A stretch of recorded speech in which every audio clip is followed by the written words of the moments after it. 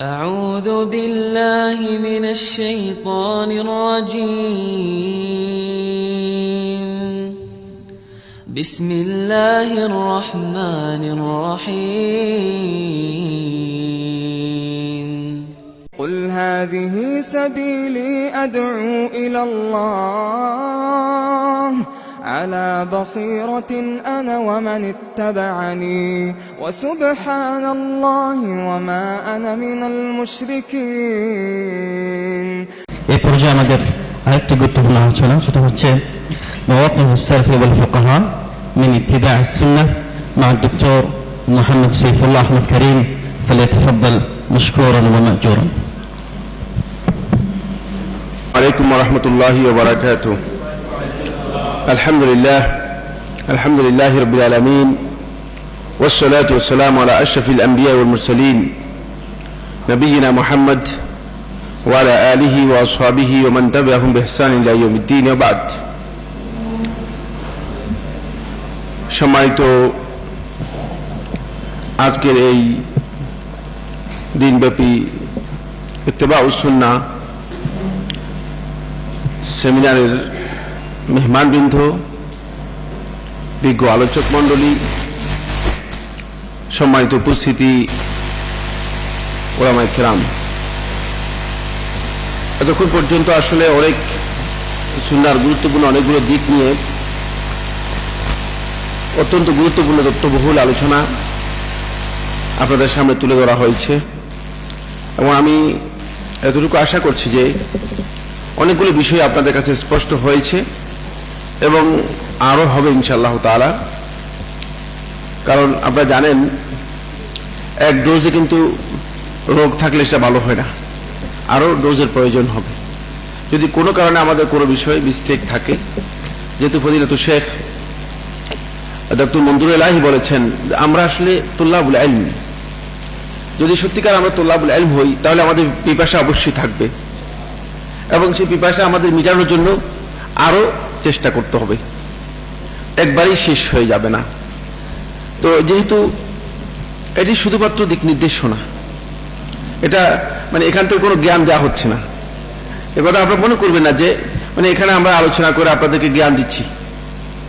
আমরা আপনাদের সাথে এই বিষয়গুলো শেয়ার করে শুধু এতটুকু আপনাদের কাছে মেসেজ দিতে চাই, এতটুকু বক্তব্য পৌঁছাতে চাই যে এই বিষয়গুলো আসলে আমাদের কি বিবেচনা করা দরকার কিনা। আপনারা কি মনে করেন যেগুলো আলোচনা হয়েছে সেগুলো আমাদের বিবেচনা আনতে হবে? কারণ আমরা যদি মনে করি যে আগেই আমি রুমের দরজা বন্ধ করে দেব, তালা লাগিয়ে দিব, রুম থেকে বের হওয়ার সুযোগ থাকবে না, ঢোকার সুযোগ থাকবে না, ঠিক কিনা? এই মুনগালিক হওয়ার, এভাবে নিজেকে একবার আবদ্ধ করে নেয়ার এই সুযোগ মূলত ইসলামের মধ্যে নেই। তিনি সত্যিকার বিবেকবান বা বিবেককে কাজে লাগান যিনি নিজের উপলব্ধির দিগন্তকে উন্মুক্ত করে রাখেন। নিজের উপলব্ধির দিগন্ত যত উন্মুক্ত হবে তত বেশি আপনার জ্ঞান বৃদ্ধি পাবে, আপনি তত বেশি জানতে পারবেন। আর উপলব্ধির এই দিগন্ত যত আপনি সংকুচিত করবেন, উপলব্ধির যত অন্ধত্ব আপনার আসবে, ততই বাস্তব কথা হচ্ছে এই সেখানে আপনি মনে করবেন যে আমি যা জানি এর চেয়ে আর কেউ নেই পৃথিবীতে এর চেয়ে বেশি জানে। এটি শুদ্ধ নয়, এটি কোনো সত্যিকার আলেম দাবি করার কথা নয়। যারা আলেমদের সামনে বসেছেন, এখানে যারা উপস্থিত রয়েছেন, এদের সবাই এই কথা স্বীকার করবেন যে এটি আসলে বাস্তবতা নয় যে আমরা একথা বলবো যে আমরা সবকিছু জেনেছি, সবকিছু আমাদের জানা হয়ে গিয়েছে।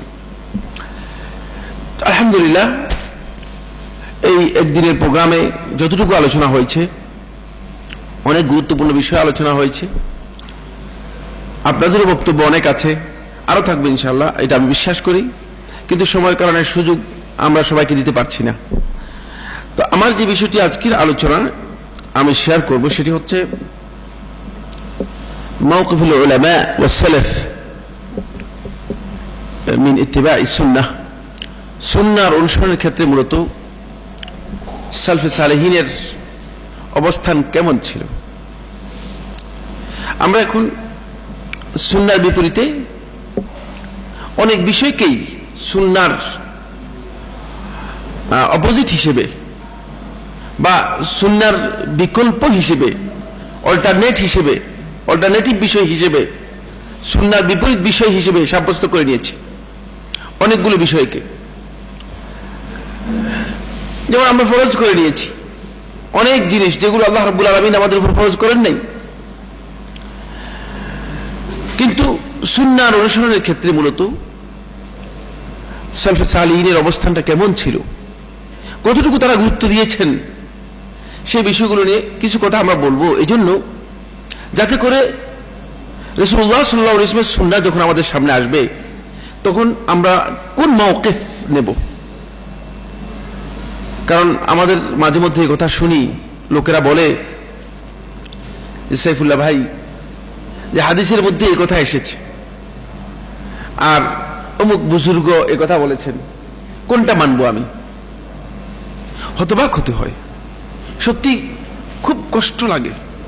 কেন যিনি আল্লাহ রাসূল সাল্লাল্লাহু আলাইহি ওয়াসাল্লাম ভালোবাসা আমাদেরকে এমন ভাবে তাড়িত করেছে যে উম্মতের মধ্যে এমন ব্যক্তিও থাকতে পারে যে মুহাম্মদ সাল্লাল্লাহু আলাইহি ওয়াসাল্লামের বক্তব্যের সামনে অমুক অমুক অমুক অমুকের বক্তব্যকে সমপর্যায়ে নিয়ে এসে এই প্রশ্ন করতে পারে যে কার বক্তব্য গ্রহণ করবো এই চারজনের মধ্যে? এখানে মুহাম্মদ ইবনে আব্দুল্লাহ, এখানে ইমাম অমুক, এখানে অমুক বুজুর্গ, এখানে বড় হুজুর, বড় পীর সাহেব, কার বক্তব্য গ্রহণ করব? এটি আদৌ কি হতে পারে? আপনারা একটু চিন্তা করেন, আপনাদের দিগন্তকে উন্মুক্ত করে চিন্তা করেন, এটি আদৌ কি সম্ভব কিনা, হতে পারে কিনা? যেখানে আল্লাহ রাব্বুল আলামিন তার ভালোবাসার দলিল হিসেবে উল্লেখ করছেন কোরআন কারীমের সূরা আল ইমরানের 31 নম্বর আয়াতের মধ্যে, কুল ইন কুনতুম তুহিব্বুনাল্লাহ ফাত্তাবিউনি ইউহিব্বুকুমুল্লাহ। আল্লাহর ভালোবাসার দলিল হিসেবে পেশ করছেন মুহাম্মদ রাসূলুল্লাহ সাল্লাল্লাহু আলাইহি ওয়াসাল্লামের অনুসরণকে বাধ্যতামূলক করে নেওয়া। সেখানে আফসোস, আশ্চর্যের বিষয়, সেখানে আমরা কি যিনি আমাদের মাথার মধ্যে বা কেন যিনি আমাদের এই বিবেচনা এসেছে যে আমরা মনে করছি যে অমুক অমুকের বক্তব্য দিয়ে সেটাকে আমরা বেশি গুরুত্ব দিব।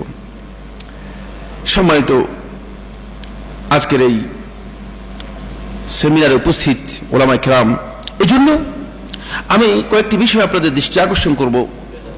প্রথম আলোচনার মধ্যে সুন্নাহর কনসেপ্ট নিয়ে, মাফহুমুস সুন্নাহ ওয়া মাকানাতুহা ফিল ইসলাম, সুন্নাহর মাকানা নিয়ে আমাদের ফজিলাতুল শেখ আবু বকর মোহাম্মদ জাকারিয়া আলোচনা করেছেন। সুন্নাহর মাকানার বিষয়টি একেবারে স্পষ্ট করে দিয়েছেন, সুন্নাহর কনসেপ্টও স্পষ্ট হয়েছে। অনেক দিক থেকে সুন্নাহর যে সংজ্ঞা দেওয়া হয়েছে সেই সংজ্ঞাগুলো আপনাদের কাছে সব স্পষ্ট হয়েছে। কিন্তু আজকের এই শিরোনামের মধ্যে সুন্নাহ বলতে মূলত স্পষ্ট কথা হচ্ছে আল হাদিউল্লাযী জাআ বিহি নবী সাল্লাল্লাহু আলাইহি ওয়াসাল্লাম, নবী সাল্লাল্লাহু আলাইহি ওয়াসাল্লাম যেই হিদায়াত নিয়ে এসেছেন এটাই হচ্ছে সুন্নাহ। এটি সুন্নাহর কমন কথা। এই নির্দেশনার অনুসরণ করা আমাদের জন্য অত্যন্ত গুরুত্বপূর্ণ একটি বিষয়। নবী সাল্লাল্লাহু আলাইহি ওয়াসাল্লাম যে হিদায়াত নিয়ে এসেছেন উম্মতের কাছে, এই হিদায়াতের যদি আপনি অথবা আমি সত্যিকার অনুসারী হতে না পারি তাহলে কিন্তু আমাদের ঈমানের বিষয়টি প্রশ্নবিদ্ধ থেকে যাবে।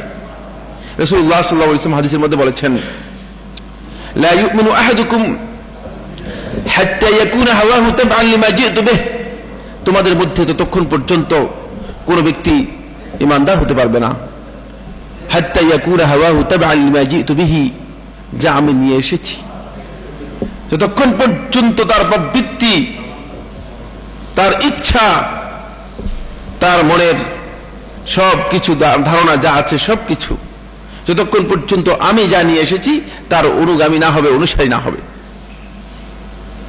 হাদিসটি ইমাম নবী রাহমাতুল্লাহ খুলাসার মধ্যে সহিহ বলেছেন, সহিহ সনদে সাব্যস্ত হয়েছে।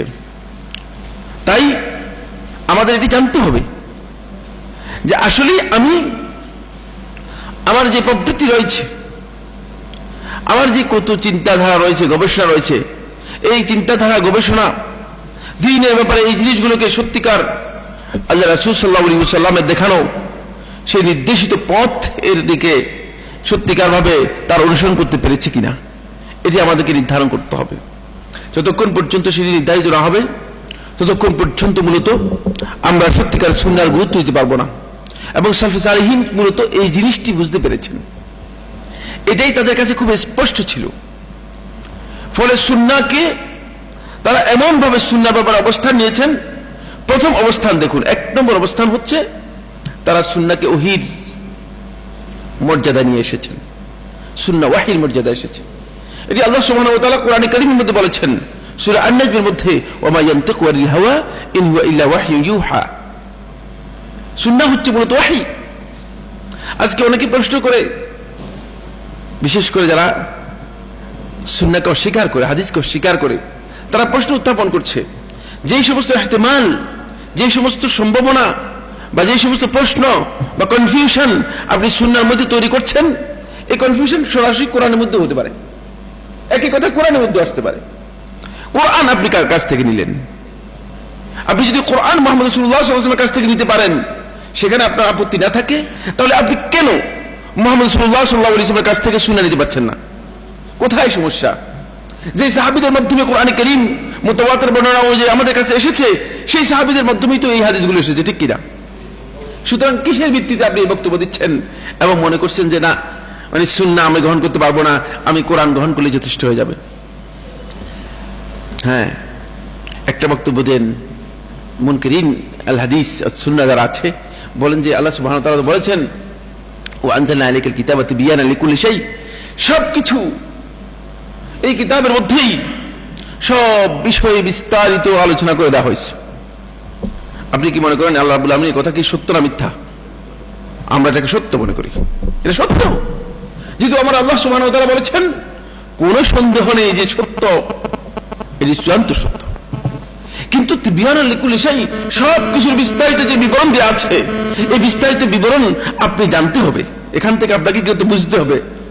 ইমাম শাফিঈ রাহমাতুল্লাহর কাছে যখন সূরাতুল আসর পড়ে শোনানো হলো, তখন ইমাম শাফিঈ রাহমাতুল্লাহ বলছেন, আল্লাহ সুবহানাহু ওয়া তাআলা যদি পুরো কোরআন অবতীর্ণ না করতেন, শুধু সূরা আসর অবতীর্ণ করলেই আমি পুরো কোরআনের মধ্যে যা বক্তব্য আছে তা বুঝে যেতাম। এখন আপনি কি পারবেন কিনা? আমি পারবো কিনা? পারবো। একটি হাদিস রাসূলুল্লাহ সাল্লাল্লাহু আলাইহি ওয়াসাল্লাম দেখেন, ইয়া আবা উমাইর, আপনারা জানেন ছোট্ট হাদিস, কিতাবুল আদবের মধ্যে উল্লেখ করেছেন ইমাম আবু দাউদ রাহমাতুল্লাহ আলাইহি, ইয়া আবা উমাইর মা ফাআলা আন-নুগাইর, হে আবু উমাইর তোমার নুগাইরের খবরটা কি, কি অবস্থা? ছোট্ট পাখি। এই হাদিস থেকে এক রাত্রে ইমাম শাফিঈ রাহমাতুল্লাহ আলাইহি 64টি মাসআলা বের করেছেন। আর আমি আপনি যদি বসে থাকি 10 বছর পর্যন্ত, 64টি মাসআলা তো দূরের কথা, 3টা মাসআলা বের করতে অসুবিধা হয়ে যাবে, ঠিক কিনা? তাহলে বিষয়টা কিন্তু মানে আল্লাহ সুবহানাহু ওয়া তাআলা বলেছেন সব কিছুর বিবরণ দিয়েছেন, কিন্তু সেই বিবরণ আপনাকে বের করতে হবে। বিবরণ আছে, কোনো সন্দেহ নেই, যেহেতু এটি আল্লাহ রাব্বুল আলামিনের পক্ষ থেকে ইনস্ট্রাকশন, এখানে বিবরণ আছে, কিন্তু এই বিবরণ আপনাকে সেখান থেকে সেভাবে উদ্ঘাটন করতে হবে। ইমাম কুরতুবী রাহমাতুল্লাহর কাছে এক ব্যক্তি আসলেন, এই রুটি তৈরি করত, নান বুঝেন না, ফার্সিতে নান বলা হয়, রুটি তৈরি করতো। ইমাম কুরতুবী রাহমাতুল্লাহর কাছে আসলে এক ব্যক্তি এসে বললেন, ইমাম আপনি কোরআনে এত বড় তাফসীর করেছেন এবং এত বড় কোরআনের পণ্ডিত, কোরআনের মধ্যে তো সবকিছু আছে, মা ফাররাতনা ফিল কিতাবি মিন শাই, কিতাবের মধ্যে কিছু আমি বাদ দিই নাই, সবকিছু এই কিতাবের মধ্যে আছে, এটা আপনি জানেন? আল্লাহ তাআলা বলছেন। এখন আমি যে রুটি বানাই, এই যে নান রুটি বানানোর পদ্ধতি কোথায় পাবো? কোরআনের মধ্যে কোথাও তো নেই, তাহলে এটা আল্লাহর কথা মিথ্যা নয়? ইমাম কুরতুবী রাহমাতুল্লাহ বললেন, না, আল্লাহ রাব্বুল আলামিন মিথ্যা কথা বলেন নাই, এই কিতাবের মধ্যে সবকিছুর ইনস্ট্রাকশন দেয়া আছে। তুমি নান রুটির কথাও এই কিতাবের মধ্যে আছে।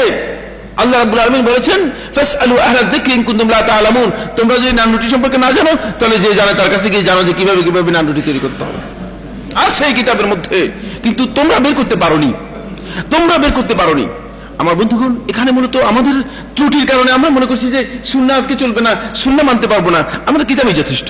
কিন্তু কিতাব যথেষ্ট, এই যে বক্তব্যটুকু, এটি কিন্তু অত্যন্ত খাতির, অত্যন্ত ভয়ানক কথা, কারণ এর মাধ্যমে পুরো দিনকে আপনি পণ্ড করে দিচ্ছেন এবং এটাকে ব্যাপকভাবে আজকে সমাজের মধ্যে ব্যাপকভাবে এটি বিস্তার লাভ করছে আমাদের মাঝে।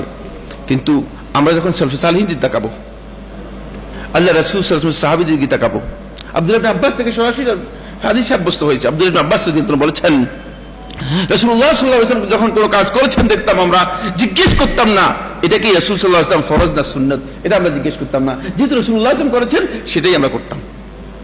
এটা হচ্ছে সুন্নাহর অনুসরণ, বুঝতে পেরেছেন কিনা?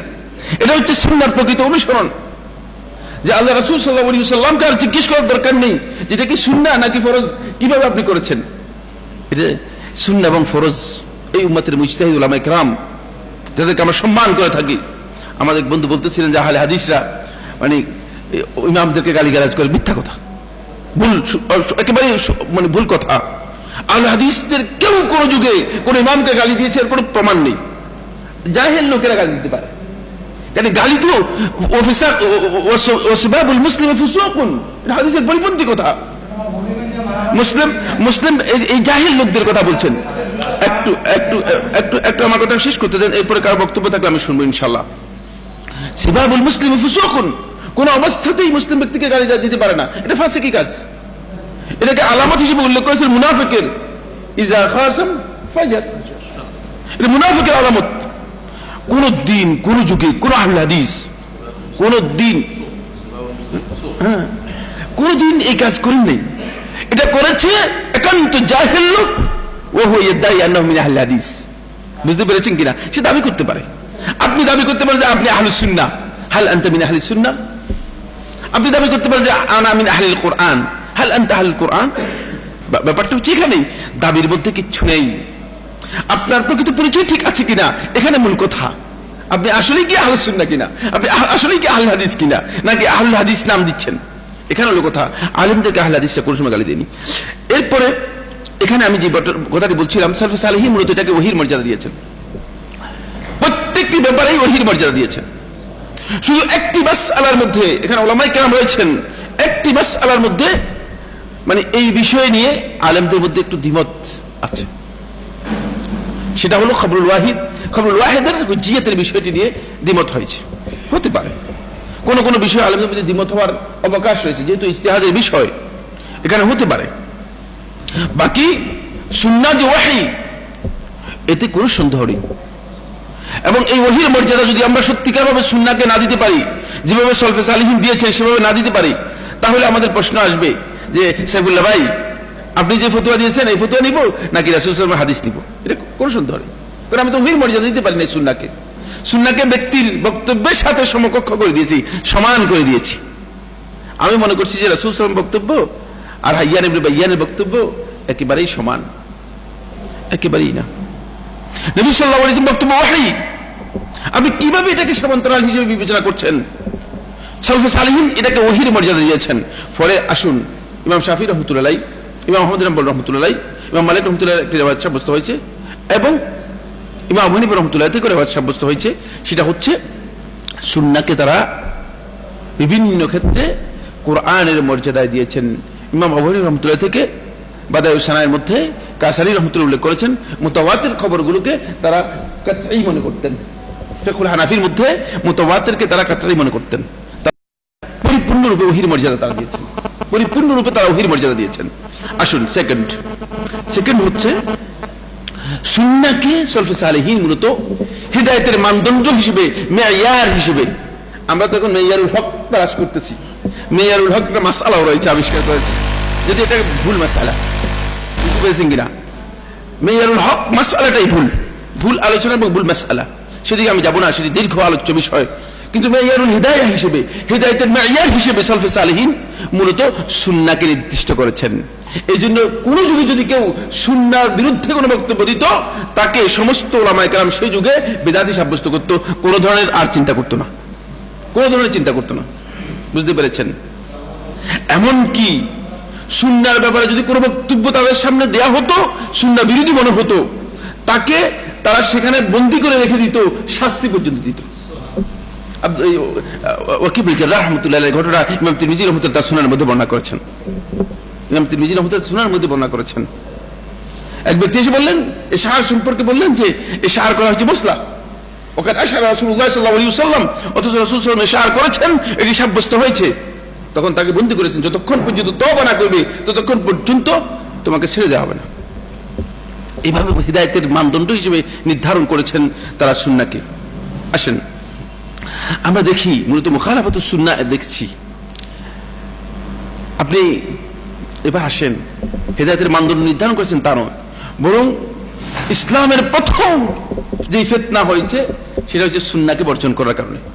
সেখান থেকে শুরু হয়েছে, যেইখানে যে বিভ্রান্তি ইসলামের মধ্যে অনুপ্রবেশ করেছে, সাওয়াউন কানা মিনাল খুরুজ আও তাশাইয়ু আও রাফদ আও নাসব আও কদর আও জাহম আও গায়রা যালিক, যাই এসেছে সবগুলো মূলত এই সুন্নাহ যেখানে ত্যাগ করেছে সেখানে এসেছে।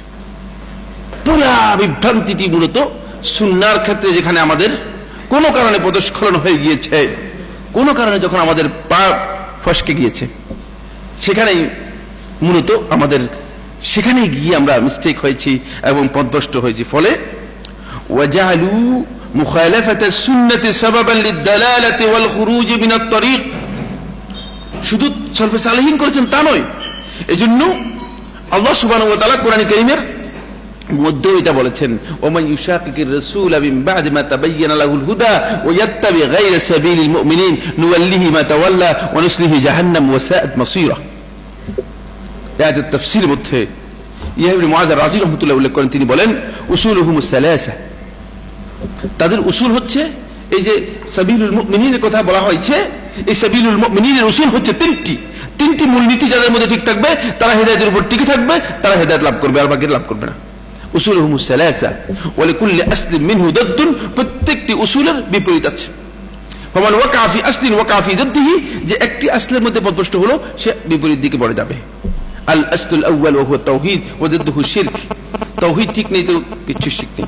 তাওহীদের ব্যাপারে আমাদের ফজিলাতুল শেখ উস্তাদ নুরুল ইসলাম অত্যন্ত সুন্দরভাবে আপনাদেরকে অ্যাট্রাকটিভ আলোচনা করেছেন। আজকে আসলেই আল্লাহ রাব্বুল আলামিন তাওহীদ পর্যন্ত আমরা বিভিন্ন লোককে বন্টন করে দিয়েছি। এটা সাধারণ পাবলিকগুলো কই থেকে এই কাজটা করলো? আপনারা কি মনে করেন এখানে আলেমদের কোনো ভূমিকা নেই? একটু বলেন, আওয়াজ করেন একটু। নাই? আপনারা কি মনে করেন? আচ্ছা আচ্ছা, আমি স্বীকার করতে হবে। আপনি আস্তে বলেন আর জোরে বলেন, যেভাবে বলেন স্বীকার করতে হবে এখানে আলেমদের ভূমিকা রয়ে গিয়েছে। আল্লাহ রাব্বুল আলামিনের হক বিভিন্ন মানুষের মধ্যে বন্টন করে দিচ্ছি সামান্য দুনিয়ার হোতামের জন্য, দুনিয়ার সুযোগ সুবিধার জন্য। কিন্তু এই দুনিয়ার সুযোগ সুবিধা কি আদৌ আপনাকে এই দুনিয়ার মধ্যে কোনো শান্তি দিতে পারবে কিনা? আপনাকে মনে করেন দিচ্ছে কিনা? আজকে এই বাংলাদেশের মধ্যে দেখেন না, আলেমরা সবচেয়ে বেশি লাঞ্ছিত। আমাকে ইমামদেরকে নিয়ে আমরা যখন ঢাকাতে প্রোগ্রাম করতেছিলাম, ইমাম এবং খতিবদেরকে, ঢাকা শহরের ইমাম এবং খতিবদেরকে নিয়ে, তখন ইমাম এবং খতিবদের মধ্যে একজন, আপনি কি ওই প্রোগ্রামে ছিলেন? মনে হয়েছিলেন না? ছিলেন না? একজন দাঁড়িয়ে বললেন যে আমরা তো ইমাম নয়, আমরা তো গোলাম। তখন আমি বললাম যে আপনারা সত্যিকার ইমাম, কিন্তু আপনারা নিজেদেরকে গোলাম বানিয়েছেন। আপনারা ইমাম কিন্তু নিজেদেরকে আপনারা গোলাম বানিয়েছেন, আপনারা গোলামের মানজিলায় নেমে গেছেন। আপনারা যেহেতু আল্লাহ রাব্বুল আলামিনের হককে নষ্ট করে মানুষের মধ্যে বন্টন করে দিচ্ছেন, এটা নিয়ে ব্যবসা শুরু করে দিয়েছেন, তখন মানুষ আপনাদের হকটাও নষ্ট করে দিয়েছে। তখন মানুষের কাছে আপনাদের এই মর্যাদা আর থাকেনি, এই মর্যাদা মানুষের কাছে থাকেনি। তখন আমি একটি উদাহরণ দিয়েছিলাম, এই উদাহরণটি বিদায় ও নেহায়ের মধ্যে কাছে দিমাশকি রহমতুল্লাহ উল্লেখ করেছেন যে আল্লামা হালাবি রহমতুল্লাহ আলাইহি তিনি দিমাশকের জামে দিমাশকের মধ্যে দার্স হাদিস দিতেন, হাদিসের দার্স দিতেন। একদিন তখনকার সময়ে আব্বাসী খেলাফার সবচেয়ে বড় খলিফা তিনি উপস্থিত হলেন যে তাকে কিছু উপঢৌকন দেওয়ার জন্য কিছু স্বর্ণ মুদ্রা নিয়ে আসলেন তার কাছে। এই স্বর্ণ মুদ্রা তার কাছে যখন নিয়ে আসলেন তাকে দেওয়ার জন্য, তিনি দেখছেন দরজা দিয়ে খলিফা ঢুকছে। ইমাম দরজা দিয়ে খলিফা ঢুকছে দেখছেন ইমাম হালাবি রহমতুল্লাহ আলাইহি। আপনারা জানেন হালবিয়ার সবচেয়ে বড় ইমাম ছিলেন। যখন দরজা দিয়ে খলিফা ঢুকছে দেখতে পেলেন, তখন তার চোখে যখন পড়লো, তিনি সাথে সাথেই তার পা মেলে দিলেন। তিনি বসা ছিলেন, তার পাটা সামনের দিকে দিয়ে দিলেন। পা যখন সামনের দিকে দিয়ে দিল, খলিফাও লক্ষ্য করেছে বসা দার্স দিচ্ছেন, হঠাৎ করে তিনি সামনের দিকে পা দিয়ে দিলেন। খলিফা লক্ষ্য করে থেমে গেলেন। খলিফা চিন্তা করলেন যে মনে হয় ইমাম চাচ্ছেন যে আমি তার কাছে না যাই। তখন খলিফা অনেকক্ষণ অপেক্ষা করলেন যে দেখি তিনি মানে আমার ব্যাপারটা কতটুকু চিন্তা করে যে আমি এসেছি দেখেছেন, এখন তিনি তার পা গুটিয়ে নিন কিনা। তিনি দার্স দিচ্ছেন, অমনোযোগী, পা লম্বা করে দিয়ে আছেন, পা মেলে দিয়ে আসছেন। বুঝতে দার্স তো আপনি বসে, সে সময় তো একজনের চেয়ার ছিল না, বসে পা লম্বা করে দিয়ে তিনি দার্স দিচ্ছেন, দার্সে হাদিস দিচ্ছেন। খলিফা তার দিকে তাকালেন, কিন্তু কোনো পরিবর্তন নেই, ভাবলেশ নেই। তখন খলিফা তার সাথে যে এসেছে তাকে বলল যে এই স্বর্ণ মুদ্রা নিয়ে ইমামকে বলো যে আপনার জন্য খলিফা কিছু হাদিয়া নিয়ে এসেছে, আপনি যেভাবে মনে করেন সেভাবে সেটা ব্যবহার করতে পারেন। তখন আর খলিফা আসলো না, যেহেতু খলিফার ইজ্জতের বিষয় রয়েছে, এজন্য সে আসলো না, যে তার সামনে আর দেখা করতে আসেনি। নিয়ে গেল খলিফার এই হাদিয়া, ইমামের কাছে বলল যে খলিফা এসেছেন, আপনাকে সালাম দিয়েছেন, তিনি আপনাকে এই হাদিয়াটুকু দেওয়ার জন্য তিনি অনুরোধ করেছেন। তখন তিনি বলেন, ইন্নাল্লাযী ইয়ামুদ্দু রিজলাহু লাম ইয়ামুদ্দা ইয়াদাহু, যে তার পা মেলে দিতে পারে সে তার হাত কোনোদিন মেলে দেয় না, সে তার হাত মেলে দেয় না। আমরা আমাদের ঐতিহ্যকে নিজেরা নষ্ট করেছি। আমরা নিজেদের দিনকে নিজেরা মানুষের মধ্যে বন্টন করে দিচ্ছি দুনিয়ার সামান্য বস্তুর জন্য। হয়তো 10 টাকা, অথবা 20 টাকা। একটা মিলাদে কয় টাকা ভাই? হয়তো 500 টাকা সর্বোচ্চ। কিন্তু এর মাধ্যমে যে আমার সমস্ত আমল বরবাদ হয়ে যাচ্ছে, আমার সবচেয়ে বড় ক্ষতি হয়ে যাচ্ছে, আমার দিন বিকৃত হয়ে যাচ্ছে, যেটা আমার একমাত্র পুঁজি, সেই পুঁজি নষ্ট হয়ে যাচ্ছে। এটাকে আমরা লক্ষ্য করিনি, এটা আমাদের ভুল হয়ে যাচ্ছে। এই জন্য মূলত সালফে সালেহিন এই কাজটাকে, সুন্নাহর বিরুদ্ধাচরণকে, এটাকে বলেছেন সাবাবান লিদ-দালালাহ ওয়াল খুরুজ মিনাত তরিক, রাস্তা থেকে বের হয়ে যাও। এই রাস্তা থেকে আপনি বের হয়ে গেলে আর ফিরে আসতে পারবেন না। আপনি সোজা রাস্তায় চলছেন আর ডান দিকে ঢুকে গেলেন, তাহলে তো আর গন্তব্যে আপনি বুঝতে পারলেন না। বাম দিকে চলে গেলেন, আর গন্তব্যে আপনি বুঝতে পারলেন না। যাই হোক, এখানে 5টি বা 7টি পয়েন্ট রয়েছে, সেই বিষয় সম্পর্কে আর আমি আলোচনা করতে পারলাম না, আমি দুঃখিত। মানে এই বিষয়টি এখন আমি আলোচনা করব। এই প্রসঙ্গে মূলত উলামায়ে কেরাম কি বক্তব্য দিয়েছেন। সালফে সালেহিন তো আমাদের সেই আলেমরা, যাদেরকে আমরা আসলেই সত্যিকার অর্থে, যারা অন্ধকারে আমাদের কাছে লাইট হাউসের মতো কাজ করছে। অন্ধকার রাতে যখন নাবিকগণ সমুদ্রের মধ্যে চলে যায়, চতুর্দিকেই অন্ধকার, নিকষ অন্ধকার, সেখানে লাইট হাউসগুলো শুধুমাত্র তাদেরকে পথ নির্দেশ করে, ঠিক কিনা? ওই লাইট হাউসের মতো যে সমস্ত ইমামরা আমাদের কাজ করছেন, তাদের বক্তব্যগুলো একটু শুনি, যাদের উপর আমরা মিথ্যাচার করে যাচ্ছি আর আমরা মনে করতেছি যে আমরা ইমামদের অনুসারী। এখানে তাদের বক্তব্যগুলো কিছু আমি আলোচনা করব। এই জন্য আলোচনা করব যাতে করে আমরা উপকৃত হতে পারি। বন্ধুগণ, রাসূল সাল্লাল্লাহু আলাইহি ওয়াসাল্লাম এর আগে হাদিসের মধ্যে সুন্নাহর বিষয়টি আমাদেরকে বলেছেন। এই হাদিসটি সবার জানতে হবে। আনাস ইবনে মালিক রাদিয়াল্লাহু তাআলা বর্ণিত সহিহ বুখারী ও মুসলিমের হাদিস, সহিহ বুখারী 5063 নম্বর হাদিস, সহিহ মুসলিমের 1401 নম্বর হাদিস। রাসূলুল্লাহ সাল্লাল্লাহু আলাইহি ওয়াসাল্লাম বলেন, ফামান রাগিবা আন সুন্নতি ফালাইসা মিন্নি। আপনি রাসূলের দলভুক্ত হবেন তো, নাকি হবেন না? আদৌ কি আপনার খেয়াল আছে কিনা, ইখতিয়ার আছে কিনা যে রাসূলের দলভুক্ত না হয়ে কেউ জান্নাত যেতে পারবে? আপনি কি মনে করেন? আপনারা এখানে উলামায়ে কেরাম আছেন, সব আমাকে সাক্ষী দেন যে রাসূলুল্লাহ সাল্লাল্লাহু আলাইহি ওয়াসাল্লাম দলভুক্ত না হয়ে জান্নাত লাভ করার আদৌ কি কোনো পথ আছে কিনা? সুতরাং আমাদেরকে অবশ্যই এই দলে যেতে হবে। কিন্তু যদি সুন্নাহ থেকে আমি বিমুখ হই, সুন্নাহকে যদি আমি সত্যিকার ভাবে সুন্নাহ থেকে মুখ ফিরিয়ে নিই, ফামান রাগিবা আন সুন্নতি ফালাইসা মিন্নি, সে আমার অন্তর্ভুক্ত হতে পারবে না, আমার দলভুক্ত হতে পারবে না, দূরে সরে গেলেন। সালফে সালেহিনের মধ্যে এবার আসুন কয়েকটি কথা আমি বলি। আব্দুল্লাহ ইবনে মাসউদ রাদিয়াল্লাহু তাআলা আনহু থেকে বলছি। আব্দুল্লাহ ইবনে মাসউদ রাদিয়াল্লাহু তাআলা আনহু এই রিওয়ায়াতটি সহিহ মুসলিম এর মধ্যে এসেছে, রিওয়ায়াত নম্বর 654, হাদিস নম্বর 654। আব্দুল্লাহ ইবনে মাসউদ রাদিয়াল্লাহু তাআলা আনহু বলেন, মান সাররাহু আন ইয়ালকাল্লাহ গাদান মুসলিমান, যাকে আনন্দিত করবে যে আল্লাহ রাব্বুল আলামিনের সাথে গাদান, আগামীকাল, কিয়ামতের নাম হচ্ছে আগামীকাল। কোরআনের মধ্যে এসেছে, হাদিসের মধ্যে এসেছে। খুব ভালো করে বুঝেন। হাসান বসরি রাহমাতুল্লাহ এই জন্য বলেছেন যে আগামীকাল কিন্তু তোমার জন্য নয়, আগামীকাল আল্লাহ রাব্বুল আলামিন নিয়ে গেছেন, এটি কিয়ামতের জন্য। আমি হাদিসের ব্যাখ্যা করার সময় শুধু অর্থ করে যাচ্ছি। মান সাররাহু আন ইয়ালকাল্লাহ গাদান মুসলিমান, আগামীকাল আল্লাহ রাব্বুল আলামিনের সাথে মুসলিম হিসেবে সাক্ষাৎ করতে চাইবে, ফালইউহাফিজ আলা হাউলাই সালাওয়াত, এই নামাজগুলো যেন সে সংরক্ষণ করে, হেফাজত করে, হাইসু ইউনাদা বিহিন্না, যেখান থেকে আযান দেয়া হয় থাকে। ফাইন্নাল্লাহা শারা'a লিনাবিয়্যিকুম সুনানাল হুদা, আল্লাহ রাব্বুল আলামিন নবী সাল্লাল্লাহু আলাইহি ওয়াসাল্লামের জন্য হিদায়াতের পথগুলো প্রবর্তন করেছেন, দেখিয়েছেন। ওয়া ইন্নাহুন্না মিন সুনানিল হুদা, আর এই নামাজগুলো জামাতে মসজিদে গিয়ে আদায় করা, এটাও হিদায়াতের যেই পথগুলো রয়েছে তার মধ্যে একটি।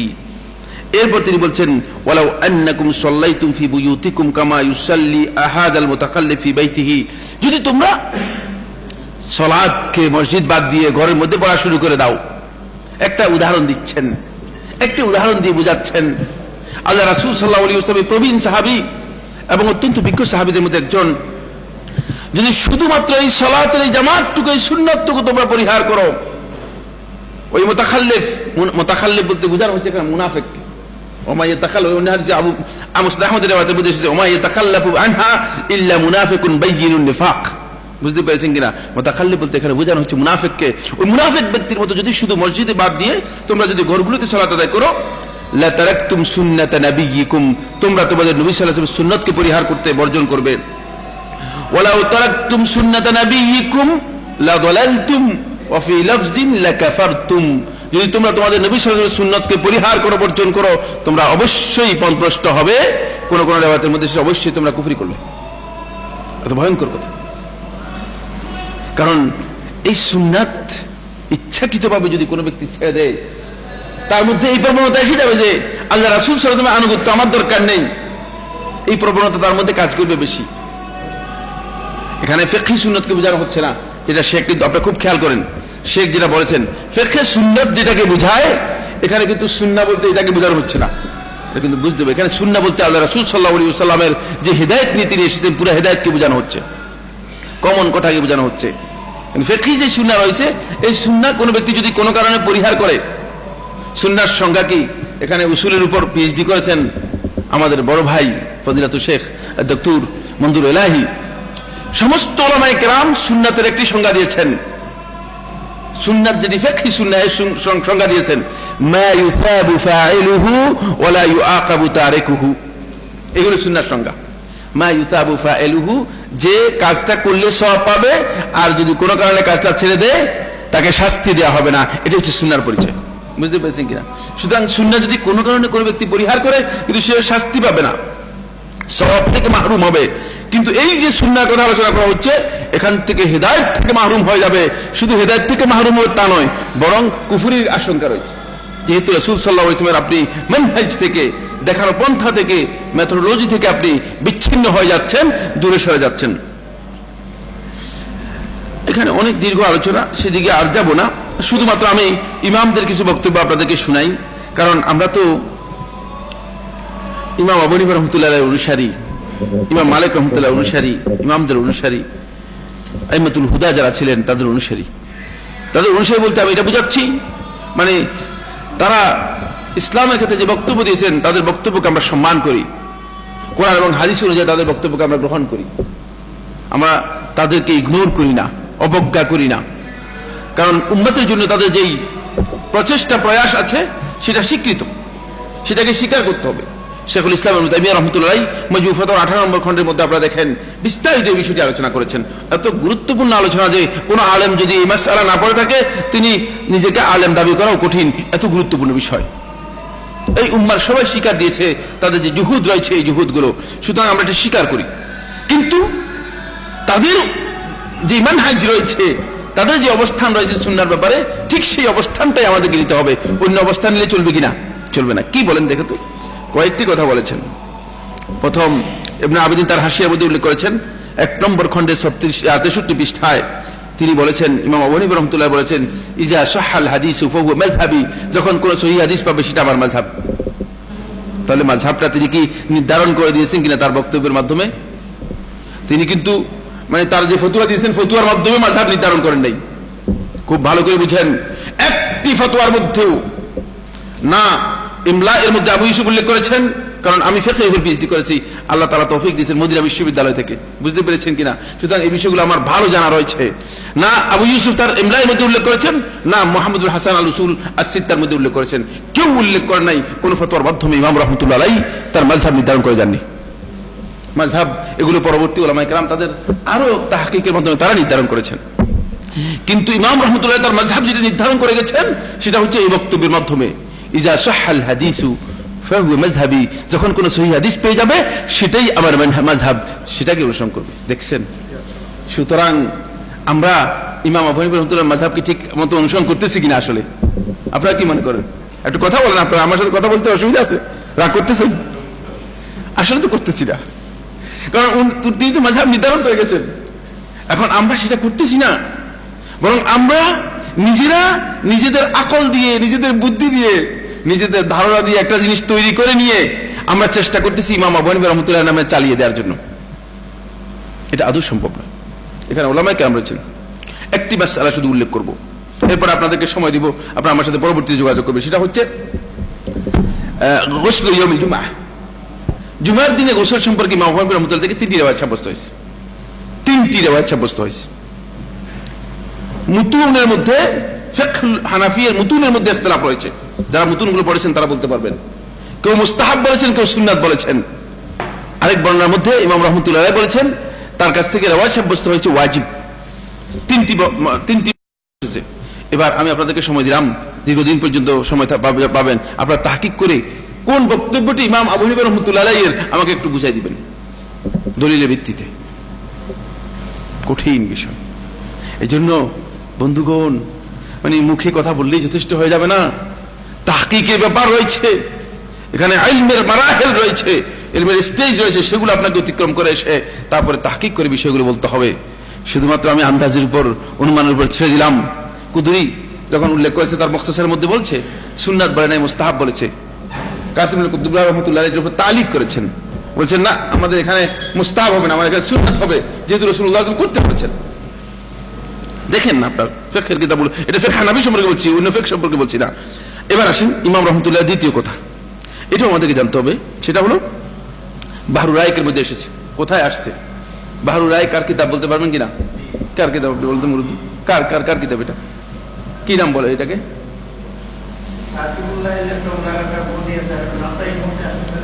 হ্যাঁ, আর কি বলতে পারবে? কেউ বলতে পারবেন? উসমান ইবনে নুজাইম রাহমাতুল্লাহ আলাইহি লিখা, ইবনে নুজাইমের ভাই বাহরুর রায়কের যিনি সরা করেছেন কানজুদ দাকায়েকের উপর এই সরাটি, এর উপর জাইলাই রাহমাতুল্লাহ আরেকটি সরা করেছেন তাবিরুল হাকায়েক নাম দিয়ে। এই বাহরুর রায়কের মধ্যে 6ষ্ঠ খণ্ডের 293 পৃষ্ঠার মধ্যে ইমাম আবু হানিফা রাহমাতুল্লাহ আলাইহি বলেন, তার কাছ থেকে ইবনে আবিদিন নকল করেছেন তার হাসিয়ার মধ্যে, লা ইয়াহিল্লু লিআহাদিন আন ইয়াখুযা বিকাউলিনা মা লাম ইয়ালাম মিন আইনা আখাযনাহু। আমাকে আপনাকে বলতেছে, লা ইয়াহিল্লু লিআহাদিন, কারো জন্য হালাল নয়, আমার জন্য হালাল নয়। কি হালাল নয়? আন ইয়াখুযা বিকাউলিনা, আমাদের বক্তব্য গ্রহণ করবে, মা লাম ইয়ালাম, যতক্ষণ পর্যন্ত জানবে না, মিন আইনা আখাযনাহু, কোথা থেকে আমরা নিলাম। এখন আমি বলি আসলে কি আমরা তিনি যেটা হালাল করেন নাই সেটাকেই তো ফরজ করে নিয়েছি, ঠিক কিনা? পুরা উল্টা। তিনি বলছেন হালাল নয় আমার জন্য, এটা তার বক্তব্য, ইমাম রাহমাতুল্লাহর বক্তব্য। এখন সেটাকে আমি হালাল নয় যেটাকে বলতেছেন সেটাকে আমি ফরজই করে নিচ্ছি। আমি বলতেছি এটা আমার উপর ফরজ, ফরজ আইন করে নিচ্ছি।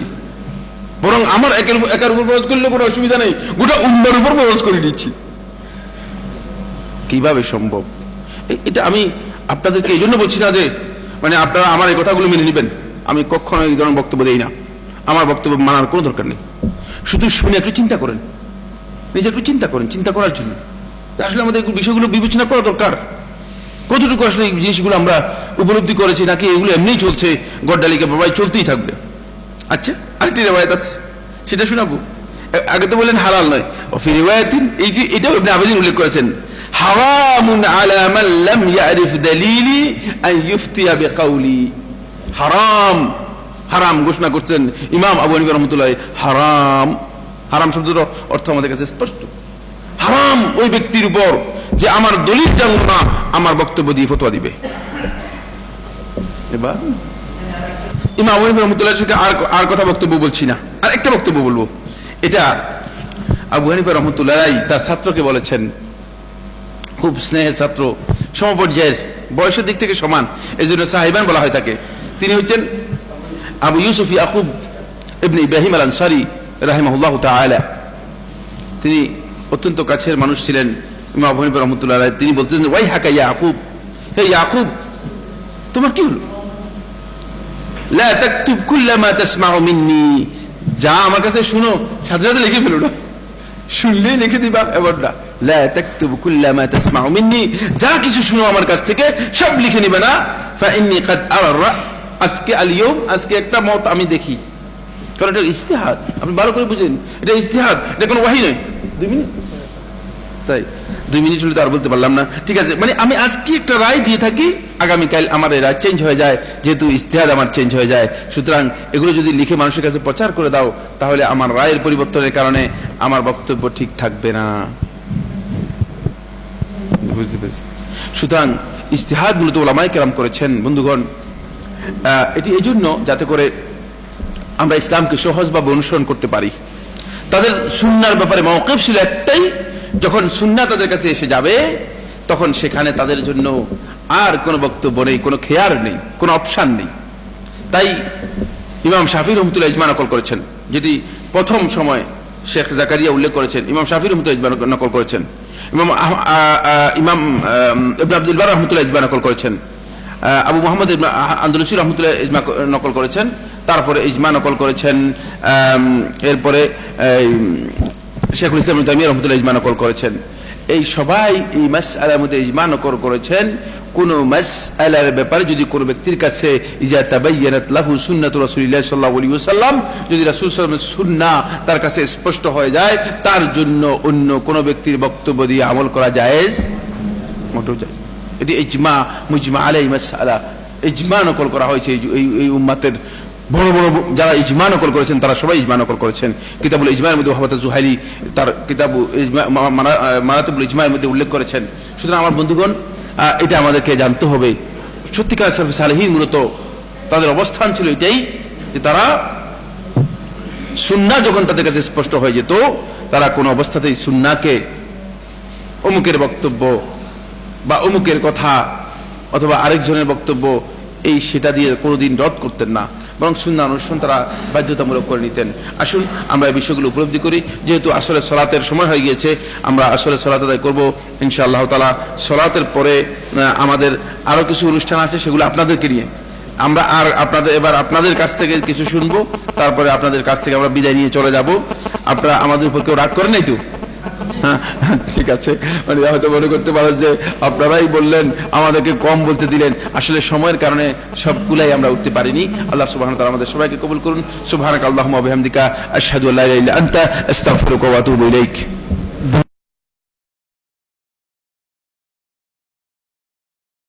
প্রশ্ন আছে কিনা আপনার? আর কার আপনার প্রশ্ন আছে? জি, আপনি করুন। সম্মানিত শেখ, আমার প্রশ্ন হচ্ছে, বাংলাদেশ কুষ্টিয়া ইউনিভার্সিটির অধীনে ফাজিল ক্লাসের প্রথম বর্ষে যে উসুলে হাদিসটি পড়ানো হয়, কুষ্টিয়া ইউনিভার্সিটির অধীনে ফাজিল ক্লাসের প্রথম বর্ষের যে উসুলে হাদিস বইটি পড়ানো হয়, এটা আসলে পড়ে আমরা এটা সবটাই কি, এটা প্রথম থেকে শেষ পর্যন্ত এটা কি সঠিক? এই হাদিস, উসুলে হাদিস থেকে, এখান থেকে জ্ঞান নিয়ে আমরা হাদিসটাকে যাচাই করা আমাদের জন্য উচিত হবে, এটাই জানতে চাই। আসসালামু আলাইকুম।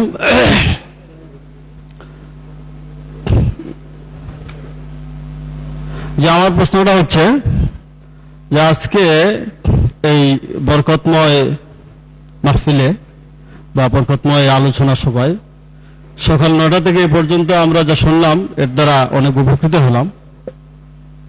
আর গোটা আলোচনার মাধ্যমে যে জিনিসটা শেখানো হয়েছে তা হলো যে যে যাই বলুক, সব কথার ঊর্ধ্বে রাসূল সাল্লাল্লাহু আলাইহি সাল্লামের কথা। রাসূল সাল্লাল্লাহু আলাইহি সাল্লামের কথার খেলাফ যার কথাই হোক, সেটা পরিত্যক্ত হবে, মাতরুক হবে। আর এই কথাটাই অনেক আগে, যেহেতু এই কথাটা জনাব সাইফুল্লাহ মনসুর ভাই বলেছেন যে মেয়ারে হকের একটা মাসলা আছে, এই মেয়ারে হকের মাসলাটাই ভুল। এই যে সকাল থেকে এ পর্যন্ত যা বুঝলাম যে রাসূল করিম সাল্লাল্লাহু আলাইহি সাল্লামের কথাই হলো একমাত্র মানদণ্ড যা দ্বারা ভুল এবং সত্য নির্ধারণ করব।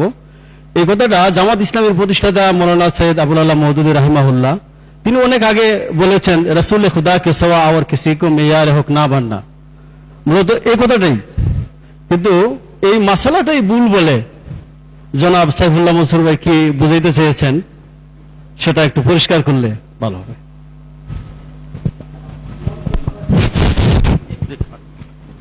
আসসালামু আলাইকুম, আমি মোহাম্মদ মইনুল ইসলাম, সুপার রশিদিয়া দাখিল মাদ্রাসা সদর সিলেট। আজকে যারা স্কলার আমরা অনেকেই পিস টিভির মাধ্যমে বা এনটিভির মাধ্যমে চিনি, আজকে সরাসরি আপনাদের কথা শুনতে পারলাম, সেই জন্য আপনাদেরকে ধন্যবাদ।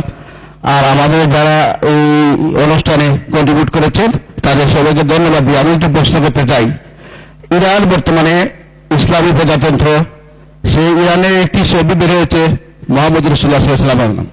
এইভাবে কি এই যে রাসূলুল্লাহ সাল্লাল্লাহু আলাইহি ওয়াসাল্লামের চরিত্রকে ফিল্ম আকারে রূপ দেওয়া, এটা সঠিক কি সঠিক না, আর সঠিক না হলে মুসলমানরা এটা কেন প্রতিবাদ করে না বা কোনো উক্ত শব্দ করে না, এই ব্যাপারে আপনাদের বক্তব্য দেন।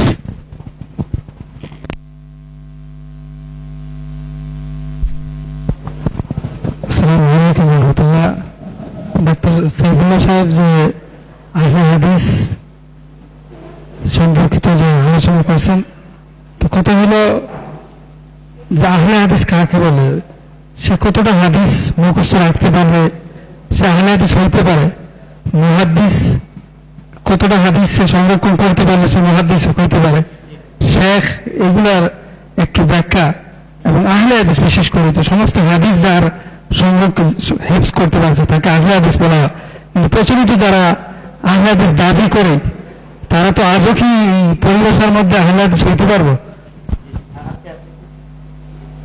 যে আমার প্রশ্নটা ছিল যে আমাদের জুমার নামাজের পূর্বে ইমাম সাহেবরা 40 মিনিট 45 মিনিট ওয়াজ নসিহত করি, এটার ব্যাপারে একটু জানতে চাই, এটার বিধান।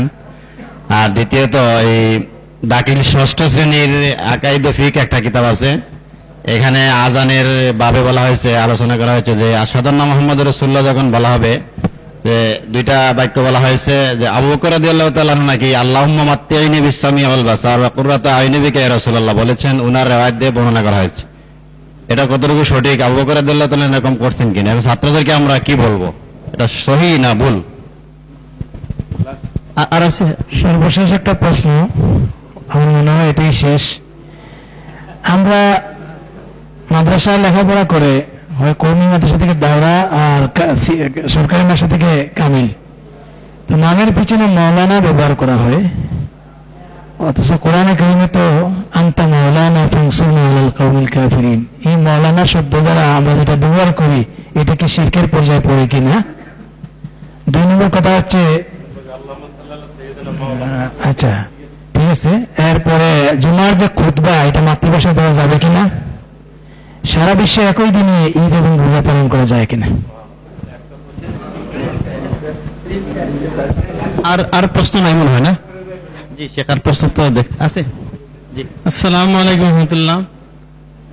অনেকেই যার সাথে কথা বলা হয় আলেম বলেন আর জানা না জানা সবাই বলে যে আহলে সুন্নাতুল জামাতের সেই নিজেকে দাবি করেন।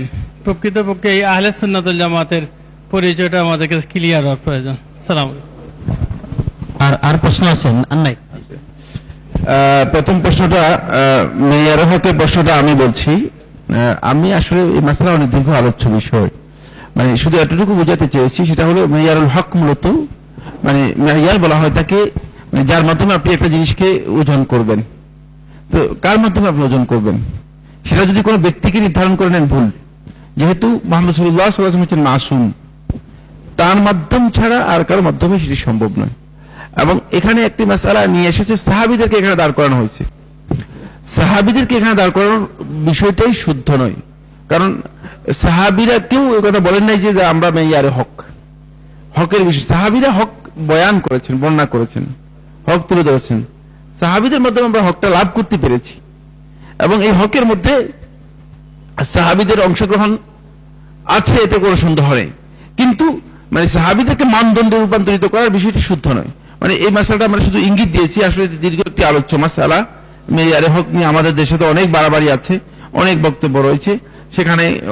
তবে এই কথা সত্য যে সাহাবীদের সেখানে মানে হক বর্ণনার ক্ষেত্রে তাদের ভূমিকাও খুব ইম্পর্টেন্ট, কোনো সন্দেহ নেই। যদি তারা আল্লাহ রাসূল সাল্লাল্লাহু আলাইহি ওয়াসাল্লামের কাছ থেকে এই হকগুলো আমাদের কাছে না আনতেন, তাহলে কিন্তু আমরা পেতাম না, আমাদের কাছে এগুলো আসতো না। এই জন্য তাদের এই বর্ণনার বিষয়টি কিন্তু খুবই ইম্পর্টেন্ট, সেটা আলোচ্য বিষয়। এরপরে প্রশ্নটি হচ্ছে মূলত ইরানের যে ফিল্মটা করা হয়েছে, এটি আমি মনে করি যে অত্যন্ত গর্হিত কাজ করেছে, এবং আল্লাহ রাসূল সাল্লাল্লাহু আলাইহি ওয়াসাল্লামের নামে ফিল্ম করা এটা আসলেই বিমানান কথা, বুঝলেন, আসলেই বিমানান কথা। কিন্তু আমাদের এই ক্ষেত্রে সচেতনতা তৈরি করা দরকার, প্রতিবাদ করা দরকার যথাসম্ভব, কারণ এতে এক সময় এত জিনিসটা হালকা হয়ে যাবে, বুঝতে পেরেছেন। রাসূলুল্লাহ সাল্লাল্লাহু আলাইহি ওয়াসাল্লামকে নাটকে নিয়ে আসা হবে, তারপরে তার স্ত্রীদেরকে নিয়ে আসা হবে, তারপরে পুরো জিনিসটাই আমাদের যেই দিনের যে একটা গুরুত্ব আছে সেটা হারিয়ে যাবে। এটাকে ফিল্মের আকারে নেওয়ার কাজটি আমি মনে করি যে ইরানের কর্তৃপক্ষেরই উচিত দিনের খাতিরে এই কাজটি তারা না করা, আমি মনে করি এটা শুদ্ধ। এ ব্যাপারে যদি কোনো বক্তব্য থাকে আমাদের ফজিলাতুল শেখ ডক্টর মনজুর রাহি বলবেন। না, এখানে তো মূল কথা এসে গিয়েছে, যখনই নাটকে কেউ আসবেন তখনই কিন্তু তাকে সমালোচনার মুখে পড়তেই হবে। এমনকি আমরাও মানে জীবিত ব্যক্তিদের মধ্যে কোনো ব্যক্তি নাটকে অংশগ্রহণ করার পরে নাটকীয় ব্যক্তিত্বে পরিণত হবেন। রাসূল সাল্লাল্লাহু আলাইহি ওয়াসাল্লাম কোনো নাটকীয় ব্যক্তিত্ব নন। ফলে ফিল্ম মেকিং বা নাটকে তাকে অথবা আহলু বাইতের কাউকে নিয়ে আসা অত্যন্ত গর্হিত অন্যায়ের মধ্যে পড়ে। যারা এটা করেছেন তাদের উদ্র করা উচিত এবং আমাদেরও দাবি করা উচিত। এবং সেই আশঙ্কায় আমরা করব যে যেহেতু আজকাল আপনারা ব্লগে যারা যান দেখবেন রাসূল সাল্লাল্লাহু আলাইহি সাল্লাম এবং তার ফ্যামিলির বিভিন্ন ব্যক্তিবর্গ নিয়ে যাদের ব্যাপারে আমরা অত্যন্ত সুন্দর আকীদা পোষণ করি তাদেরকে বিতর্কিত করার প্রয়াস চলছে। সেটা এতদিন লেখার মধ্যে আর সামনে সেটা নাটকের মধ্যে মানে প্রচলিত হওয়ার পরটা কিন্তু খুলে যাচ্ছে। এটা বন্ধ করা উচিত এবং সবার সোচ্চার হওয়া উচিত, ইমানদার সবার। জি, ধন্যবাদ। এই বিশেষ করে এই একটা ফিল্ম যে তৈরি করেছে, আমি ফেসবুকে ওটার বিরোধিতা করেছি, সরাসরি লিখেছি যে এটা নাজায়েজ কাম করেছে, কিন্তু দেখলাম যে কেউ মানে লাইকও নয়, মানে এটা মন্তব্য কিছু নেই, মানে কারো কোনো ওদের মাথা ব্যথা নেই। হ্যাঁ, এটা বলবো তো আসলে এটা নিষিদ্ধ কাজ। সাহাবায়ে কেরাম কারো ছবি করা, কারো নিয়ে ছবি করা এবং রাসূলুল্লাহ সাল্লাল্লাহু আলাইহি ওয়াসাল্লামের ছবি তুলে কোনোটাই করা জায়েজ হয়নি। আপনারা জানেন যারা এরা জায়েজ না জায়েজ ধার ধারণা, এরা হচ্ছে শিয়া। এদের কাছে না ইমান আছে না কোনো কিছু আছে। এদের নিয়ে আমরা ইসলামী প্রজাতন্ত্র এগুলি কোনোটাই বলা উচিত না। এগুলি নিয়ে এত খুশি হওয়ার কিছু নেই। তারা কি করলো এটা বড় কথা না। এরা আমাদের কাছে, তাদের কাছে ভালো মন্দ কোনো কিছু গ্রহণযোগ্য না। এদের সরফমালা আদলা লা সরফমালা আদলা কিছু গ্রহণ করার যোগ্য না তাদের। প্রতিবাদটা আমরা করবো, করে যাচ্ছি, কিন্তু এর বাইরে কেউ যদি না করে আমরা তো জোর করতে পারবো না। এটাই কথা বলতে হবে। আপনারাও লিখবেন যেটা না জায়েজ। এটা নিয়ে আমি লিখেছি, এর বিরুদ্ধে লাগছে এক গোষ্ঠী, ওরা আবার একটা গ্রুপ আছে বাংলা ভাষাভাষী, একটা গ্রুপ ওরা লাগছে হ্যাঁ আমরা সবকিছু বিরোধিতা করেন, কিন্তু এটা যে না জায়েজ, এটা হারাম। একটা মানুষ যখন মুহাম্মদ সাল্লাল্লাহু আলাইহি ওয়াসাল্লামের চিত্র দেখবে, ওখানে তার মাথার ভিতরে সবসময় এই চিত্রটাই ভাসবে। সে মনে করবে এটা বুঝি মুহাম্মদ সাল্লাল্লাহু আলাইহি ওয়াসাল্লাম। এটা একটা চিন্তা ভাবনা করার বিষয় আছে প্রত্যেকটি মানুষের। আর আবু বকর, ওমর, ওসমান এগুলি যে ছবিগুলি তারা ওখানে আঁকছে সেগুলি এগুলি গ্রহণযোগ্য না। সুতরাং এই জাতীয় কোনো ছবি করা যাবে না, এটা হলো কথা, ইসলামী শরীয়তের নিয়ম। আর উসুল ফিকহ ইসলাম বিশ্ববিদ্যালয়, উসুল হাদিস ইসলাম বিশ্ববিদ্যালয় যে বইটা লিখেছে ডক্টর আব্দুল্লাহ জাহাঙ্গীর এবং ডক্টর মঈন দুইজনে মিলে লিখেছে, বড় বই আরবিতে। এটা কথা বলছেন মনে হয় ওটি না, আলাদা বই। তো উসুল হাদিসের যে বইটার কথা আপনি বলেছেন, বইটা অনেকাংশে ভালো, যদিও এটা জমা অর্থ হলো তারা এটা তাহকিকের নজরে করেন না, জমা করেছেন কে কি বলেছে। বেশিরভাগই নিয়েছেন দুই গ্রন্থ থেকে, মুকাদ্দমা মিশকাত নিয়েছেন, ইবনে হাজারের গ্রন্থ থেকে কিছু নিয়েছেন, আবার তারা এই শেখ আমিনুল হাসান মুজাদ্দিদ রাহমাতুল্লাহ আলাইহির যে গ্রন্থটা আছে উসুল হাদিসের উপরে, সেটা থেকে নিয়েছেন। তো এইগুলি সব গ্রহণযোগ্য হবে নির্দ্বিধায় সেটা আমরা বলছি না। তো পিছনের অংশটুকু ভালো, পিছনের অংশটুকু যেখানে হাদিসের বিভিন্ন অংশের মধ্যে কোন কোন কিতাব পাওয়া যায়, এই বিষয়ে কি কি কিতাব লেখা আছে সেগুলি ভালো। প্রথম অংশে যে সমস্ত মুস্তালাহাতগুলি আছে, তারিফগুলি আছে, সবগুলি গ্রহণযোগ্য নয়, সবগুলি গ্রহণযোগ্য নয়। আমরা এগুলি সমালোচনা করতে পারি না, কারণ ইসলাম বিশ্ববিদ্যালয়ে স্বাধীনতা আছে, যে কোনো মানুষ যে কোনো জিনিস লিখতে পারে। আপনারা যখন সহি মানহাজে চলে আসবেন, আপনারা নিজেরা ইনশাআল্লাহ সেটাকে উদ্ধার করতে পারবেন, কোনটা গ্রহণ করা যাবে আর কোনটা গ্রহণ করা যাবে না। আর আসতেছে কোনটা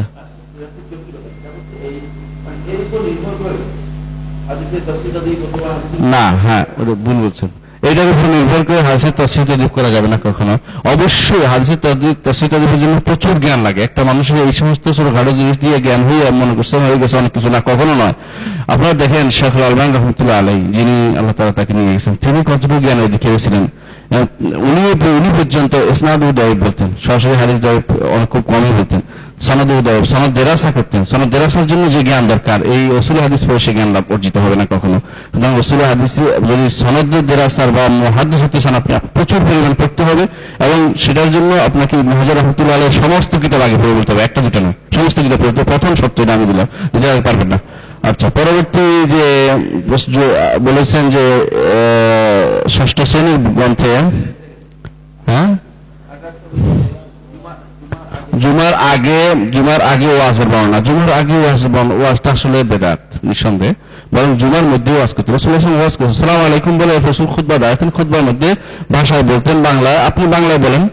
এর আগে এই বেদাতটা চালু করেছেন ভাষা, এখন জুমাটা হয়ে গেছে আরবিতে, তো জুমার খুতবা হয়ে গেছে আরবিতে, এই জন্য এটা মানুষ বুঝে না দেখে বাংলায় প্রথমে বলেন।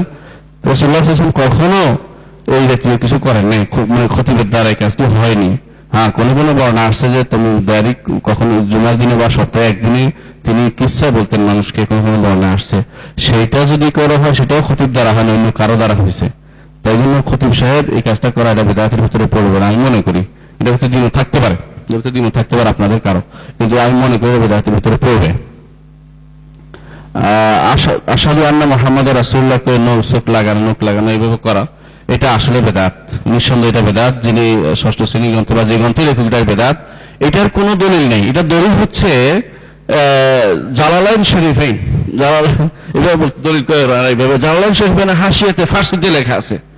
আল্লাহ রাসূল কি ফার্সিতে বলছে কিনা আল্লাহ জানে। জালালাইন শরীফাইনের ফার্সিতে লেখা আছে যে আবু বকর রাদিয়াল্লাহু আনহু এই কাজটি করেছেন, এটা কোনো হাদিস নয়, এটা কোনো কথা না, ফার্সিতে একটি আবার উল্লেখ আছে, এই জন্য তারা এটা করে থাকেন। সুতরাং এইটা অবশ্যই এটা একটি বিদআত। সুন্নাত হচ্ছে এটা বলা, ওয়া আনা আশহাদু আন্না মুহাম্মাদার রাসূলুল্লাহ রাদিতু বিল্লাহি রাব্বান ওয়া মুহাম্মাদ সাল্লাল্লাহু আলাইহি ওয়াসাল্লাম ওয়া ইসলামি দীনা, এটা বলা হচ্ছে সুন্নাত। চোখে মুখে নখে লাগানো বা চোখে করা তাইনি বিকে রাসূলুল্লাহ যেতে কোনো কিছুই সহিহ নয়, ওগুলি বানোয়াট বর্ণনা। আবু বকর রাদিয়াল্লাহু আনহু কখনো তা করেননি, করলে তো অবশ্যই বর্ণিত হতো সহিহ বর্ণনা দ্বারা, ফার্সিতে বর্ণিত হতো না বা হাসিয়াতে বর্ণিত হতো না, কোনো সহিহ হাদিসের কিতাবে বা রিওয়ায়াত মাতুরার মধ্যে সেটা আসতো। আর একটু মাওলানা ব্যবহারের প্রশ্ন করেছেন, আলোচনা কি হয়েছিল মাওলানা ব্যবহার। মাওলানা শব্দটি হচ্ছে মুশতারাক শব্দ। মুশতারাক অর্থ হচ্ছে কয়েকটি অর্থ হয়। মুশতারাক শব্দ বাদ দেওয়া ভালো, কিন্তু মুশতারাক শব্দ ব্যবহার করলে সেটা শিরক হয় না, মনে রাখবেন। মাওলানা অর্থ অভিভাবক হয়, মাওলানা অর্থ দাস হয়, মাওলানা অর্থ বন্ধু হয়, মাওলানা অর্থ মুরব্বী হয়, যেগুলো ব্যবহার করা হয়। সুতরাং অবস্থা অনুসারে সিয়াক এবং সাবাক আগে পরস্পর অনুসারে সেটা হুকুম নির্ধারিত হবে। মুশতারাক শব্দ দিয়ে আপনি কাউকে মুশরিক বানাবেন না, কারণ এটা মাওলানা বাদে রাসূলুল্লাহ সাল্লাল্লাহু আলাইহি ওয়াসাল্লাম বলেছেন, কেউ যেন না বলে আমার বান্দা আমার বান্দি, কেউ বরং যেন বলে আমার মাওলা, এটা বলছে রাসূল শব্দ উল্লেখ করেছেন। বালিয়াকুল মাওলায়া ফাতায়া ওয়া ফাতাতি, আমার যুবক আমার যুবতী, স্পষ্ট উল্লেখ করেছেন। এবং এই শব্দ বহু জায়গায় না আলে ফুলান লাইসা বিমাওলায়া, ওই গোষ্ঠীর লোকেরা আমার মাওলা না আবার ব্যবহার করেছেন, রাসূল ব্যবহার করেছেন এবং সাহাবা কেরাম ব্যবহার করেছেন মাওলা শব্দটি ব্যবহার করলে এটা কোনো শিরকের ভিতরে পড়ে না। এটা বহু অর্থ আছে অবস্থা অনুসারে। যদি কেউ মাওলা দ্বারা প্রভু অর্থ নেয় তখন শিরকে পরিণত হবে, আর যদি অর্থ না হলে শিরক হবে না। সব জায়গাতেই শিরিক খোঁজা যাবে না, যেখানে শিরিক হয় না মানুষকে জোর করে মুশরিক না বানিয়ে মুসলমান বানানোর চেষ্টা করবো, যতক্ষণ পারা যায় আর কি। হ্যাঁ, একই দিনে ঈদের মশালা আসছে। একই দিন ঈদের মশালা আসলেই অবাস্তব একটি কথা, যেটা আপনার লম্বা আলোচনার বিষয়, এই মুহূর্তে বলা যাবে না, তবে এটা করা যাবে না। এই মশালা প্রসার করা যাবে না, এটা একটা সমস্যা তৈরি করবে। এবং মনে রাখবেন একটা জিনিস, ইসলাম দিনুল ফিতরা, স্বাভাবিক দিন। ইসলাম নির্ভরশীল নয়, কি জানি প্রযুক্তি নির্ভরশীল দিন, মানে প্রযুক্তি হইতে হবে এমন কোনো কথা নেই। আবার যদি কোনদিন প্রযুক্তি নষ্ট হয়ে যায় আবার কি তাহলে ফিরে আসবেন? ইসলাম এটা বলে না। স্বাভাবিক দিন, ইজা আকবাল আল্লাইল মিনহু আদবারা মিনহু ফাকাদ আফতারা সায়েম, এদিক দিয়ে সূর্য উঠলে এদিক দিয়ে সূর্য ডুবে গেলে রোজা শেষ হয়ে গেল, এটা বলছে রাসূল সাল্লাল্লাহু আলাইহি ওয়াসাল্লাম। উঠে না বলে উপরে দিয়ে উঠে দেখেন, আপনি যদি উপরে উঠেন ওই সময় যদি কোনো আপনি এক মাইল উপরে উঠেন আপনার সূর্য দেখতে পাবেন, আপনার সূর্য কোনদিন ডুববে না। তাই বলে কি আপনার এই যে জিনিস শরীয়ত কখনো বলে না। আপনার চোখে যতটুকু ধরা আলহামদুলিল্লাহ আপনাকে সীমাবদ্ধ থাকতে বলেছে। ইসলাম কখনো বাড়াবাড়ির দিন না, এটা বাড়াবাড়ি করা যাবে না।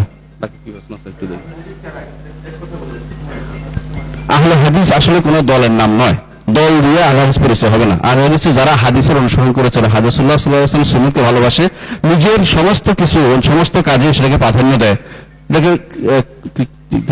রাসূলুল্লাহ সাল্লাল্লাহু আলাইহি ওয়াসাল্লামের সুন্নাতকে যারা প্রাধান্য দেয় তারা আহলে হাদিস। সেটা ইমাম আবু হানিফা হতে পারে, ইমাম শাফিঈ হতে পারে, মালিক আহমদ ইবনে হাম্বল হতে পারে, সবাই। এমনকি হানাফি মাযহাবের যারা ভালো আলেম আছেন তারাও আহলে হাদিস হতে পারে। ইমাম তাহাবী তিনিও আহলে হাদিস, তারপরে ইমাম জাইলাই তিনিও আহলে হাদিস।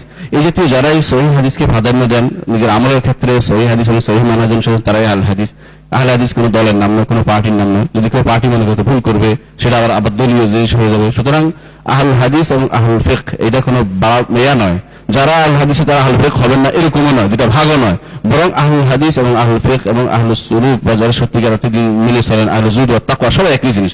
যদি তারা আল্লাহ রাসূল সাল্লাল্লাহু আলাইহি ওয়াসাল্লামকে ভালোবাসেন এবং তার দ্বীনকে, তার বাণীকে, তার তাকরীরকে, আফআলকে প্রাধান্য দেন, তারাই আহলুল হাদিস। এখানে কোনো দলীয়ভাবে, গোষ্ঠীয়ভাবে, জন্মগতভাবে আহলুল হাদিস হওয়ার কোনো সুযোগ নেই। আল্লাহ আমাদের তৌফিক দান করুন।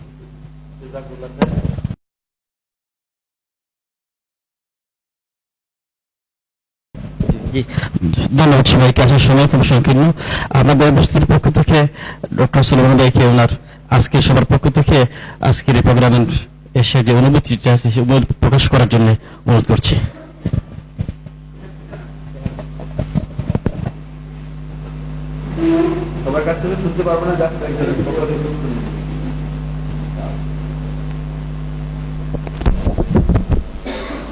আলহামদুলিল্লাহ, আসসালাতু ওয়াসসালামু আলা রাসূলিল্লাহ। সম্মানিত আজকের এই অনুষ্ঠানের বিজ্ঞ অতিথিবৃন্দ, সম্মানিত আমরা যারা অংশগ্রহণ করেছি, আসসালামু আলাইকুম রহমতুল্লাহ। যদিও হাদিসের আলোকে একটু ব্যতিক্রম হয়েছে, এরপরে অনেক কথাবার্তা রয়েছে, এই জন্য এই প্রথম যে কথাগুলো ছিল সে হিসাবে প্রথমে সালাম দেয়া, আসসালামু কাবলাল কালাম হিসাবে এটাই আমরা আমল করার চেষ্টা করব। সম্মানিত উপস্থিতি, আজকে যে আলোচনা এখানে হয়েছে আসলে অনেক বিভ্রান্তি, অনেক সমস্যা বাস্তব রয়েছে। আমরা নামাজ পড়েও দেখেছি কিছু বিভ্রান্ত শোনানো হচ্ছে। সকল ক্ষেত্রে আমি অনুরোধ করব, আমাদের সম্মানিত আলোচকবৃন্দ বলেছেন আমরা সবসময় তালিবে ইলম, তালিবুল হাদিস, তালিবুল কোরআন, তালিবুল সাহিহিল হাদিস, এই সমস্ত বিষয় আমরা থাকব। তাহলে আমাদের ক্ষেত্রে আমরা আজীবন যে অনেক শিখতে পারবো এবং কোনো মাযহাবই বলতে পারবেন না যে আমি সত্যের উপর প্রতিষ্ঠিত। সব মাযহাবই বলেছেন মুহতামিলুল হক, হক বহন করেন। যে কোনো এক বিষয়ে আমরা যে সত্যতায় মুক্ত নয়, এজন্য কাউকে আমরা বিভ্রান্ত সৃষ্টি না করে সবসময় সত্য খোঁজার চেষ্টা করব। আর কে আমরা জান্নাতে যাব, জাহান্নামে যাব, কে সত্য অসত্য, এই সমস্ত বিষয়ে আমরা বাড়াবাড়ি না করে আমরা সবসময় কোরআনের পথে আমাদের মূল যে বিষয় তারাক্তু ফীকুম আমরাইন লান তাদিল্লু মা তামাসসাকতুম বিহিমা কিতাবুল্লাহি ওয়া সুন্নাতা নাবিয়িহি, এর উপরে যদি আমরা ইস্তেকামত থাকতে পারি, দেশ জাতি মুসলিম উম্মাহকে আমরা যাতে এই বিষয়ে আরো সুনির্দিষ্ট দিক নির্দেশনা দিতে পারি। আজকের এই সম্মানিত মেহমানদের আলোচনার ভিতরে এবং আজকের এই আয়োজনের ভিতরে আমরা অনেক কিছু শিখতে পেরেছি। আমি নিজেকে গৌরববোধ করছি। আমরা যারা উপস্থিত হয়েছি সবাই উপকৃত হয়েছি। আশা করি আমাদের মনের ভিতরে ক্ষুদ্র এবং অনেক বিভ্রান্তি এখান থেকে বিদূরিত হবে, এই প্রত্যাশা ব্যক্ত করে সবাইকে মুবারকবাদ জানিয়ে আমি আমার আলোচনা শেষ করছি। আসসালামু আলাইকুম রহমতুল্লাহ। ধন্যবাদ সম্মানিত সুলেমান ভাইকে। সর্বশেষ আমাদের আজকের ওনার কালিমা খাতামিয়ার মধ্যে দিয়ে আজকের প্রোগ্রামের সমাপ্তি হবে। কালিমা খাতামা নিয়ে আসছেন ডক্টর মঙ্গল ইলাহি। আলহামদুলিল্লাহ ওয়াসসালাতু ওয়াসসালামু আলা রাসূলিল্লাহ ওয়া আলা আলিহি ওয়া আসহাবিহি ওয়া ওয়ালাহ। আল মাজলিস আল ইলমি আজকে আমাদের সামনে যে ইলমের সুন্দর মুনাকাশার দ্বার উন্মুক্ত করেছে, আমরা আল্লাহর কাছে দোয়া করছি আল্লাহ যেন এই মাজলিসকে কবুল করেন। আপনারা যারা এখানে আজকে স্বতঃস্ফূর্তভাবে এসেছেন, আলোচনার সময় আমি লক্ষ্য করেছি সবার মধ্যে একটা বিশাল আগ্রহ, একটা অনুপ্রেরণা, একটা উদ্দীপনা, এটা আমাদেরকে আসলে আশান্বিত করেছে এবং আপনাদের প্রতি আমাদের শ্রদ্ধা, ভালোবাসা, মহাব্বত আরো অনেক বাড়িয়ে দিয়েছে। আমরা অনেক বেশি আশাবাদী এখন যে ইনশাআল্লাহ আমাদের দেশে সত্যিকার ইলমের চর্চা হবে এবং এই বাংলাদেশ ইলমের আলোকে আলোকিত হবে এবং আমাদের সম্মানিত জনগণ উপকৃত হবে ইনশাআল্লাহ। জাতি আপনাদের দিকে চেয়ে আছে, আপনাদের মধ্যে সেই উদ্দীপনা, সেই যোগ্যতা আছে ইনশাআল্লাহ। তবে আমাদের পরামর্শ থাকবে, আসুন আমরা সবাই মিলে এই একাডেমিক ক্ষেত্রটাকে আরো শক্তিশালী করি। আমরা সবাই মিলে সত্যিকার অথেন্টিক এবং আল ইলম সাহিহের দিকে এগিয়ে যাই।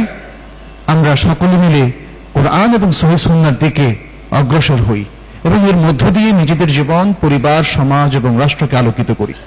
আল্লাহ আমাদের আপনাদের সবাইকে তৌফিক দান করুন, আমাদের আপনাদের সবার ভালো ভালো আমলগুলোকে কবুল করুন এবং আমাদের মাধ্যমে বাংলাদেশের এই ময়দানে যেন ভালো ভালো অনেকগুলো কাজ হয়, সমাজ আলোকিত হয়, হেদায়েতের পথ সুগম হয়। আল্লাহ সে তৌফিক দান করুন। এতটুকু কামনা করে সবাইকে আবারও ধন্যবাদ জানিয়ে এখানে শেষ করছি। হাদা সাল্লাল্লাহু আলা নবিয়িনা মুহাম্মদ ওয়া আলা আলিহি ওয়া আসহাবিহি আজমাইন।